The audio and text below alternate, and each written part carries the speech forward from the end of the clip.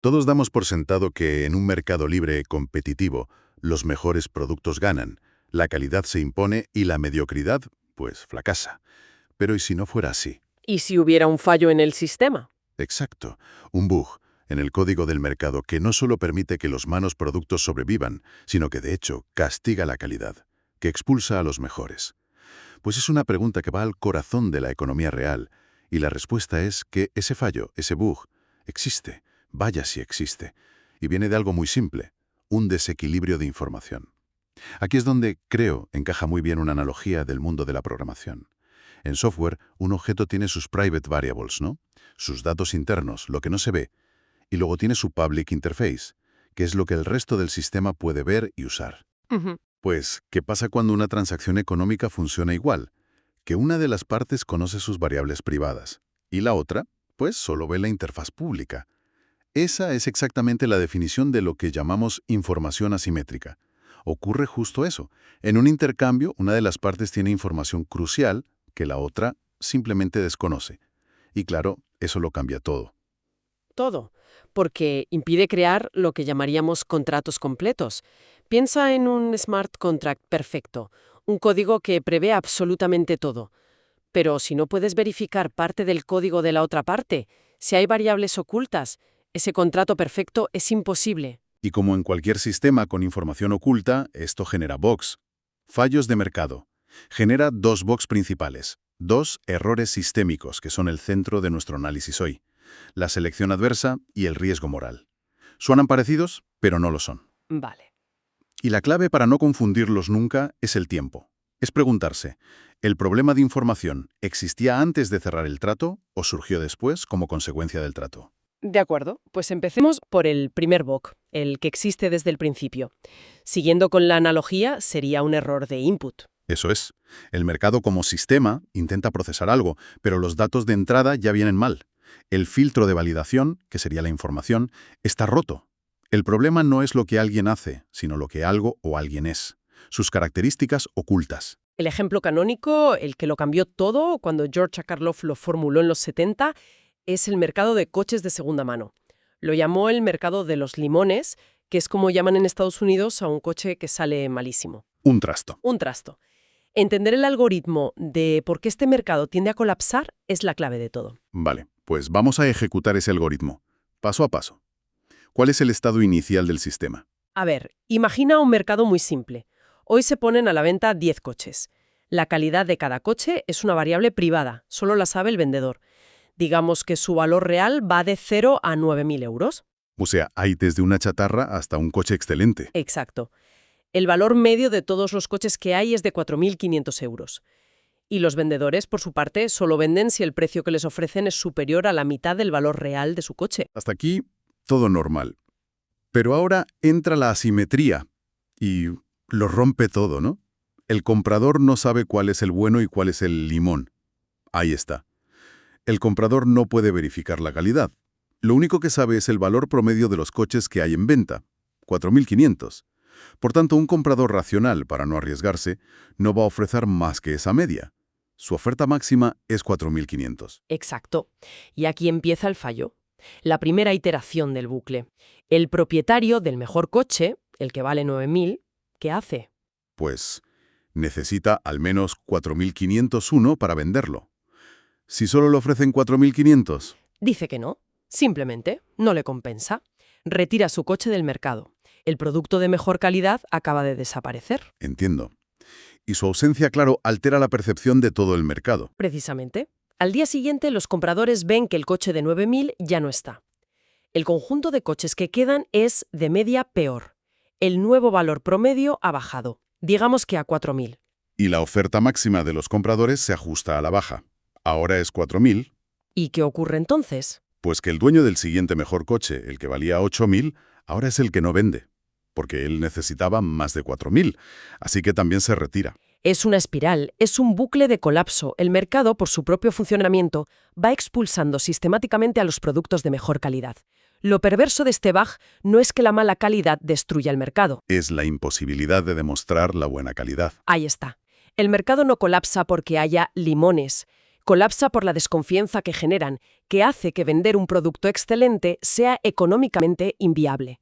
El valor se destruye por falta de información, no por falta de calidad. Este ejemplo es muy elegante, pero, a ver, ¿no es un poco extremo? En el mundo real los mercados de segunda mano existen.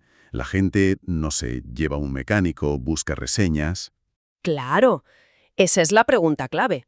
El mercado es un sistema adaptativo y ha generado sus propios parches para este bug. Soluciones. Soluciones, sí. Hay dos tipos. Por un lado está el signaling, la señalización. Son acciones que hace la parte que tiene la información para revelarla. El vendedor de un buen coche te ofrece una garantía de 6 meses. Claro, es un coste que solo él está dispuesto a asumir porque sabe que es poco probable que el coche falle. O una marca que invierte millones en publicidad. Te está enviando una señal. Pienso quedarme aquí mucho tiempo, así que mi producto tiene que ser bueno. Es una forma de decir, confía en mí, tengo algo que perder. Vale, ¿y la otra categoría? Es el screening, la selección, acciones que hace la parte que no tiene la información para descubrirla. Es lo que decías, contratar a un mecánico o una empresa que te hace 5 entrevistas y 3 pruebas técnicas. Filtrar. Son mecanismos para reducir la simetría, pero claro, son costosos y nunca son perfectos. Y este problema se aplica a cosas mucho más serias que los coches. Pienso en los seguros de salud. La aseguradora es el comprador, que compra el riesgo de una persona. Pero su historial médico, sus hábitos, son variables privadas. Están encriptados. Claro. Y se produce la misma espiral, pero con consecuencias, mucho más graves. Solo las personas que saben que tienen un riesgo de salud superior al promedio encontrarán atractiva esa prima.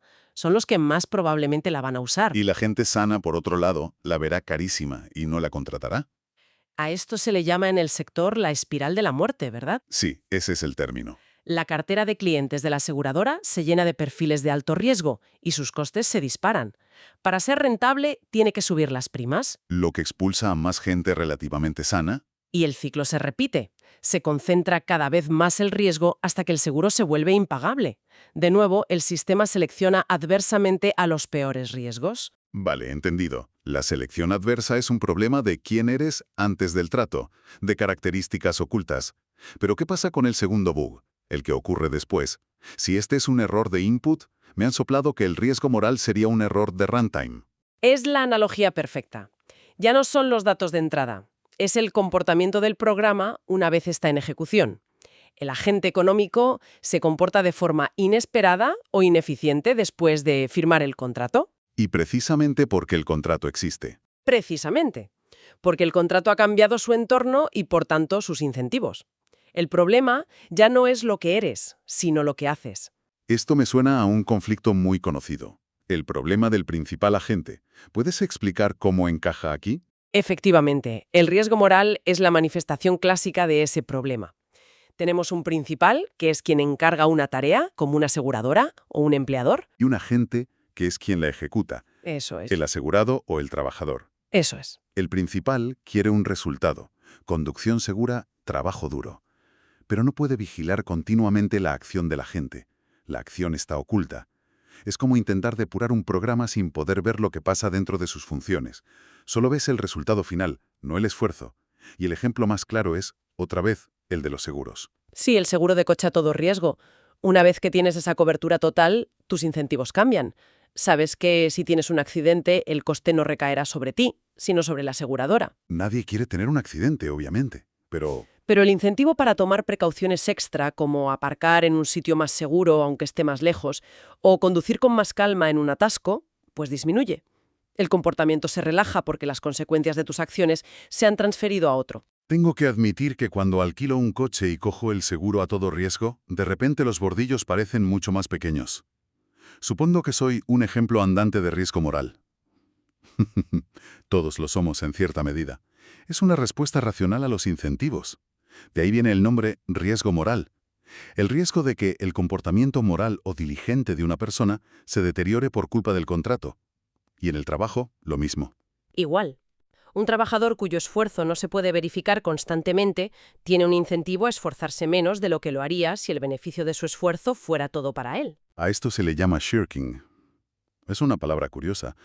¿Es simplemente vaguear o hay algo más? Es más sutil que la pereza. Shirking es eludir el deber. El esfuerzo tiene un coste privado para el trabajador, cansancio, concentración, pero el beneficio de ese esfuerzo extra va a la empresa, al principal. Si no alineas los incentivos, la decisión racional es minimizar tu coste, esforzarte lo justo para que no te despidan. Exacto. Y lo fascinante es que el contrato no puede resolver esto. No puedes poner una cláusula que diga, el trabajador se esforzará al máximo, o el conductor extremará la precaución. Son acciones que no se pueden verificar ante un tribunal. Esa es la clave. La acción del agente impone un coste oculto al principal. Una externalidad negativa que el contrato no puede cubrir porque la acción en sí no es observable ni demostrable. Entonces volvemos a la misma pregunta. Si el problema es tan grave, ¿cómo es que funcionan las empresas o los seguros? ¿Qué parches hay para el riesgo moral? Pues aquí entran en juego cosas como las franquicias en los seguros. Claro, los copagos, los deducibles. Exacto. Es la principal herramienta. Al obligar al asegurado a pagar una parte del siniestro, le mantienes dentro del juego. Reintroduces un incentivo económico para que actúe con prudencia. No elimina el riesgo moral, pero lo mitiga. Y en el mundo laboral, ahí es más complejo. Va desde la supervisión directa y los controles de rendimiento hasta estructuras de compensación que alinean intereses, comisiones por ventas, opciones sobre acciones. El objetivo es siempre el mismo, hacer que la gente asuma una parte de las consecuencias de sus acciones ocultas. Que las internalice, sí. De acuerdo, creo que lo tengo. Son 2 fallos de mercado, 2 bugs causados por información oculta. Parecen similares, pero son distintos.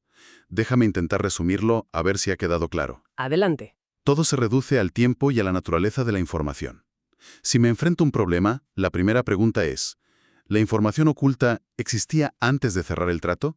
¿Es una característica del producto o la persona? ¿Como la calidad del coche o la salud de alguien? Si la respuesta es sí, entonces el problema es la selección adversa.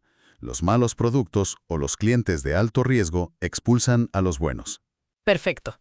El problema es la selección de con quién haces el trato. En cambio, si la información oculta es sobre una acción que ocurre después de cerrar el trato, y que pasa precisamente porque el trato cambia los incentivos, como conducir con menos cuidado o esforzarse menos, entonces el problema es el riesgo moral. Exactamente. El problema aquí no es con quién has hecho el trato, sino cómo se comporta esa persona una vez el trato está en vigor. Característica oculta contra acción oculta. Antes del contrato contra después del contrato.